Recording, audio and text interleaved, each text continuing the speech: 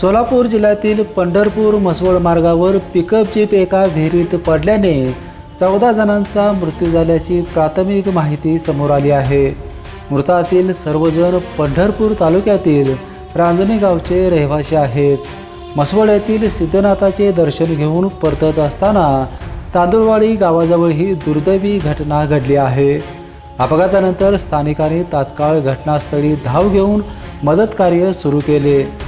प्रशासनाकडून क्रेनद्वारे जीप आणि मृतदेह बाहेर काढण्यास सुरुवात झाली आहे. मृतांमध्ये महिला आणि 4 लहान मुलांचा समावेश आहे.